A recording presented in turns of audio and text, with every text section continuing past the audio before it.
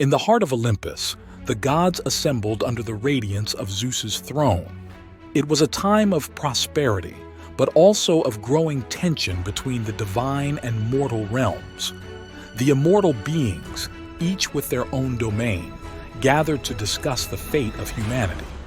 The great hall shimmered with gold and marble, adorned with tapestries depicting the triumphs and trials of the gods. The air was thick with the scent of ambrosia and the murmur of divine voices. Zeus, king of the gods, sat at the head of the assembly, his eyes burning with a mix of anger and determination.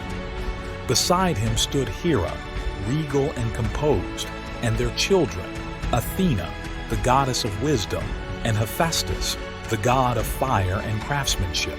The meeting had been called to address a pressing issue: the insubordination of Prometheus. Prometheus, the Titan who had sided with the Olympians in their war against the Titans, had defied Zeus by stealing fire from the gods and giving it to humanity. This act of rebellion had not only equipped humans with the means to thrive, but had also emboldened them to challenge the divine order. "We must teach them a lesson," Zeus declared, his voice reverberating through the hall. "Humans must understand the consequences of defying the gods." Hera nodded in agreement, her eyes cold. "We need a creation that will remind them of their place." Athena stepped forward, her eyes filled with wisdom and concern. "We must be careful, Father. Vengeance can be a double-edged sword." Zeus considered her words, then turned to Hephaestus. "You shall create this being, a form both beautiful and cunning. She will be a gift to humanity, and through her, they will learn their lesson." Hephaestus nodded, his mind already racing with ideas. In his workshop, a forge of divine fire and metal, he began to craft the first woman. He used the finest clay, shaping it with meticulous care, and breathed life into her form. She was beautiful beyond compare, with flowing hair, eyes that sparkled like the stars, and a figure that embodied grace and allure. Each god and goddess bestowed upon her unique gifts. Athena gave her wisdom and curiosity. Aphrodite endowed her with beauty and charm. Hermes granted her the gift of persuasion, and Apollo blessed her with musical talents. Finally, Zeus presented her with a sealed jar, instructing her never to open it. This jar, he explained, was a gift from the gods, and she must take it with her to the mortal realm. Thus, Pandora was created, her name meaning all gifted, for she was endowed with traits from each of the gods.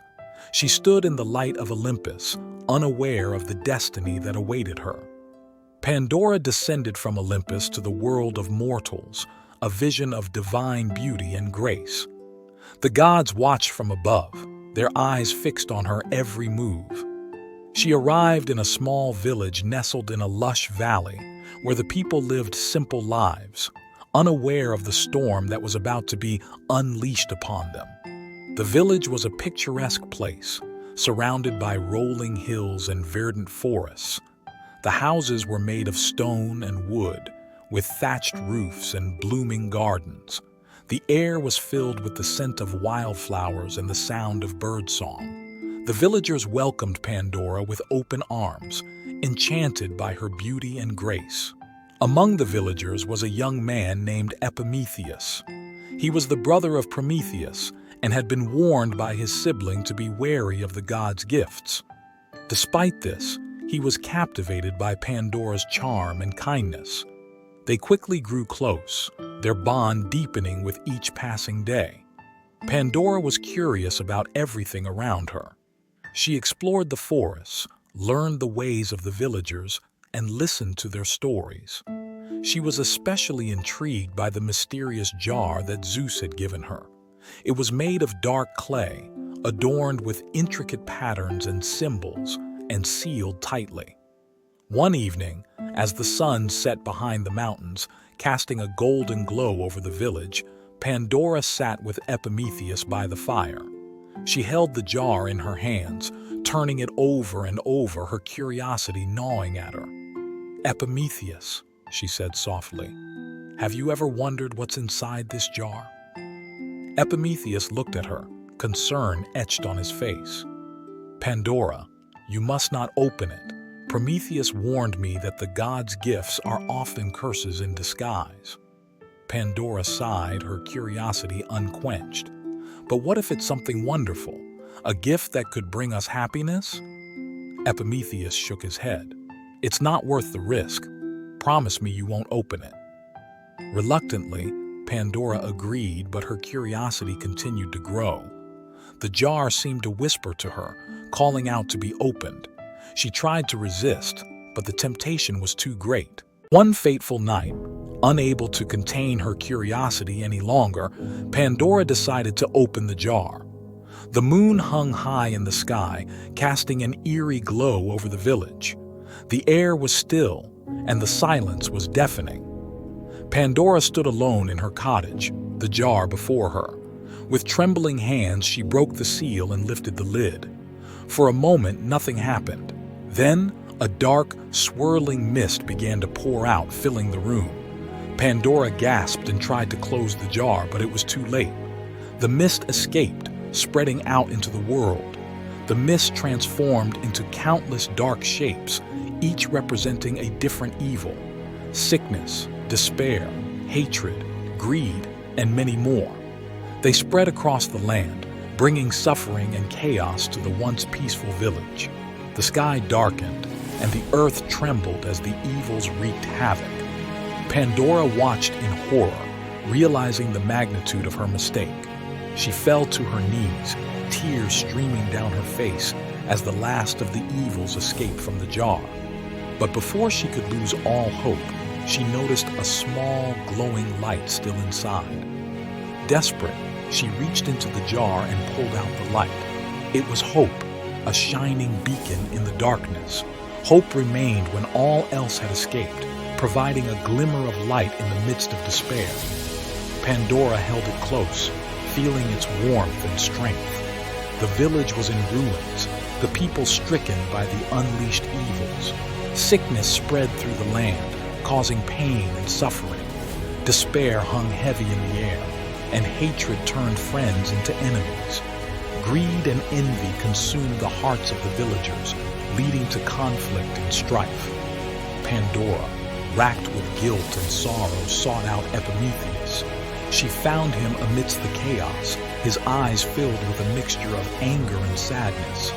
"Epimetheus, I'm so sorry," she sobbed. "I didn't mean for this to happen." Epimetheus took a deep breath, struggling to contain his emotions. "Pandora, you must understand the gravity of what you've done, but we cannot change the past. We must find a way to endure and overcome these trials." Pandora nodded, clutching the glowing light of hope. "There is still hope. We can use it to find strength and resilience." Together, Pandora and Epimetheus began to spread hope among the villagers. They reminded them of the good things still in their lives and encouraged them to stand together in the face of adversity. Slowly, the village began to heal.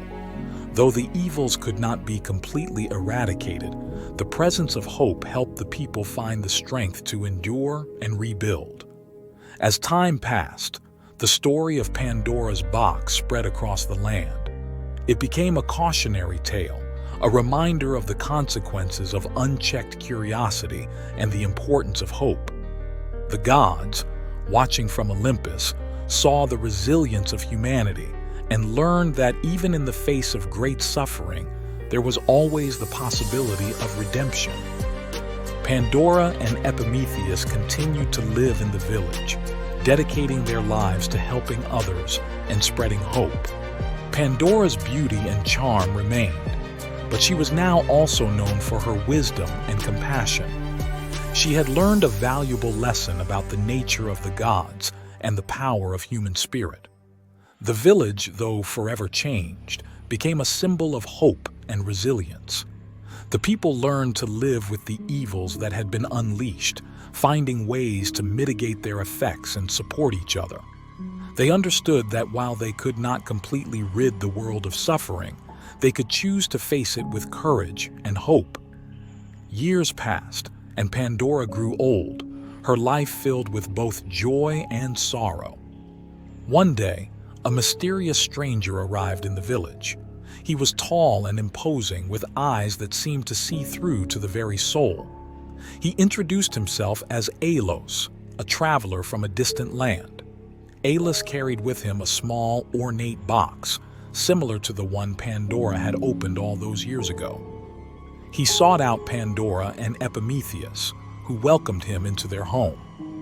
"I have heard of your tale," Alos said, his voice deep and resonant, "and I bring with me a gift, one that may offer a new beginning." Pandora and Epimetheus exchanged wary glances. "What is this gift?" Pandora asked, her voice tinged with both curiosity and caution. Alos placed the box on the table. "This box contains the means to restore balance, but it must be opened with pure intentions and a heart filled with hope." Pandora hesitated, memories of the past flooding her mind, but she felt a sense of destiny calling her. With Epimetheus by her side, she reached for the box and carefully lifted the lid. A brilliant light burst forth, illuminating the room. The light spread out, touching every corner of the village and beyond. The evils that had plagued the land began to recede, their power diminished by the radiant energy. The people felt a renewed sense of hope and strength, as if a great weight had been lifted from their shoulders. Alos smiled, his eyes filled with a mysterious knowledge. "Hope is a powerful force," he said. "It can transform even the darkest of times." With the opening of the new box, a new era began for the village. The people, now more united than ever, worked together to rebuild and create a brighter future. They honored Pandora and Epimetheus for their courage and resilience, recognizing that their trials had ultimately brought them closer together. Pandora, though older and wiser, felt a renewed sense of purpose. She continued to spread hope and wisdom, guiding the next generation with the lessons she had learned. Epimetheus remained by her side, their bond stronger than ever. The gods, watching from Olympus, saw the transformation and were reminded of the strength and resilience of the human spirit. They understood that, while they held great power, it was the hope and courage of mortals that truly shaped the world.